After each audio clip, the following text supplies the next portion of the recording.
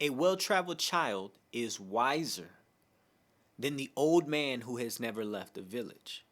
This quote, family, speaks to the wisdom gained through going out and living life. When you experience the different dimensions of life and you become multidimensional, this is actually the first thing of three that's required for your evolution. To be multidimensional means to create a wide spider web. If you think of yourself as a spider and everything you do creates a single strand, a single part of your web. If you only had one strand, you wouldn't have a very reliable source for catching your food. Therefore, you couldn't eat. But if your spider web was wide, vast, you can catch a multitude of prey, and it's easier to do so because your net is that much wider. So the first thing is you want to be multidimensional. The second aspect is you need to have and plan for redundancy in your life. Where can you go? What can you do? Who can you teach?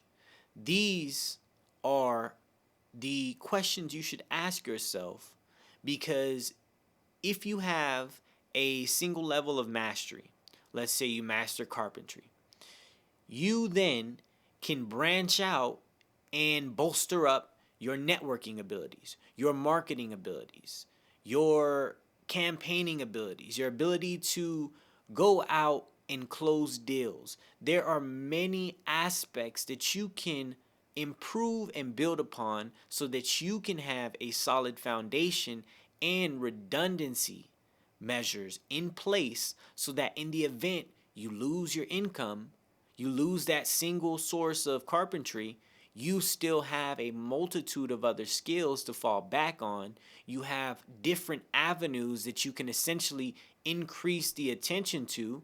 And when you increase the attention to something, you increase the focus.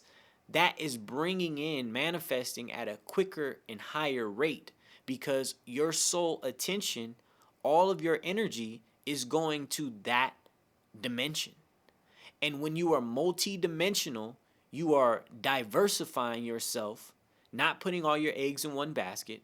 And then you are creating redundancy measures.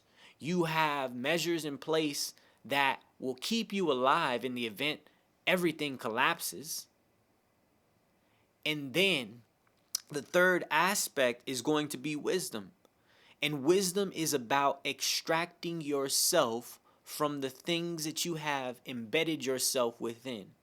That is true transcendence, to move beyond materialism and to step into a observer position, where you as the observer do not attach yourself to anything of this reality. In fact, that is where suffering comes from, when we attach ourselves or when we falsely identify with this avatar that we are currently animating. This body, this is simply a receiver. You are not your body. You are animating the body. Similar to a signal being broadcasted over the radio. If you smash the receiver, or if the receiver gets destroyed, the signal does not stop. This same concept applies with life. Just because this vessel is destroyed and the bond between spirit and matter is dissolved, that contract is void, or expired rather, it does not negate the signal, the source energy, the point energy that existed prior to the receiver picking up the signal to begin with. That has no effect on each other. There's no correlation between the two. And they operate independent of each other. And because they operate independent of each other, this is why it's so important to release your need to identify and attach yourself to a false version of self. Any version that you can come up and contrive will be based upon a false image if you are utilizing it in a way that keeps you attached to outcomes, expectations, anything of this reality. That is where wisdom comes in, to understand that things are going to be out of your control. And those things that are out of your control, it would do you no use, no justice to exert extra energy that you don't have to. It's about becoming efficient, not about doing things just for the sake of doing them or because that's how it's always been done. That's the problem. That's the most dangerous phrase in history. That's how it's always been done. That phrase leaves no room for ingenuity, creativity, authenticity. It leaves room for nothing except judgment. And judgment is akin to death. In my book, the two are the same. When you judge something, you no longer are letting it be free form. It can only be this.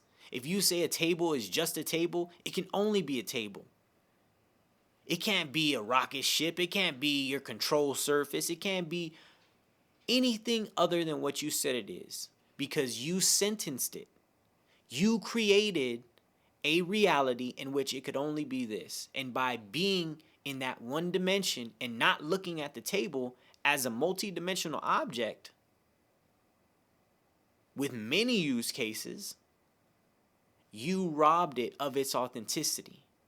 That table no longer has the opportunity to become more. And it's simply because you judged it. So how many things in your life similar to the table are you currently judging? And are you not allowing to flourish and be freeform? Are you utilizing a hammer correctly? Are you utilizing your tools correctly? Because different tools have different use cases. You can't use a hammer to screw in a nail. It just don't work that way. And when you understand at least what you are trying to accomplish, the web you are trying to build, the redundancy measures you're trying to build, the skills you're trying to bolster up, when you have a firm grasp on all of that and can still detach from the outcome, that's when you know you gained true wisdom and you've transcended beyond this mortal plane. It's simply about attuning yourself into what you desire. However, attunement and atonement, which would essentially equate to reparations, is sin in motion. When you sign something, a sine wave is energy in motion. You are moving your hand, animating your hand, right? That's the signing. That is your energy being put into motion. You're agreeing, you're going into some type of contractual agreement. Everything in this reality is a contract. When you interact with somebody, when you go to a store, anything you do, there is a contractual agreement. There's an expectation, and there is a form of consideration, and there's something that is going to be exchanged. Now, whether you negotiate better terms for yourself is entirely up to you. That's predicated upon wisdom to know when you're getting a good and bad deal, to know when you're dealing with a narcissistic person, to know when you're dealing with the empathetic person, to move beyond and step into attunement is the ultimate form of empathy. I would say it's a step beyond empathy, because it's really stepping into a person's skin and then responding in a way that they would feel comforted or reassured. And the reason I say this is beyond empathy, because empathy feels deeply, right?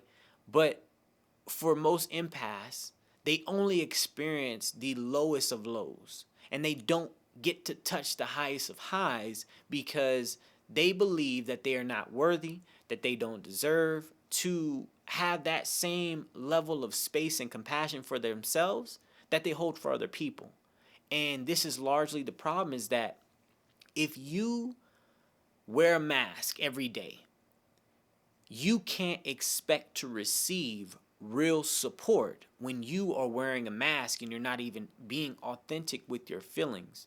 You have to express yourself authentically every single day, every single waking moment, practicing your multidimensionalness, your redundancy, and your wisdom, because those three aspects are going to help you evolve and to remain in the most comfortable state that you can be in. Life is suffering, but accepting that and transcending beyond that is the goal. And if you can manage to align yourself with your destination and enjoy the journey, every aspect of it, good and bad, along the way, you'll be in a much better place than 99% of people. But it does take work, and it's not easy, and it will not happen overnight. And it's something that you will have great days, great weeks, and then have a terrible day that will set you back. It just is about continuously building and evolving the code. That's what the algorithm is about. Continuing to maximize efficiency so that you can do whatever you want to do in the least resistant way possible, and you can accomplish what you need to, and understand that even if you don't move that mountain, there's going to be some mountains you don't move, but you'll have the wisdom to discern when that is the case. So, multidimensional, redundancy, and wisdom. The three things you need to consistently evolve and transcend within this reality.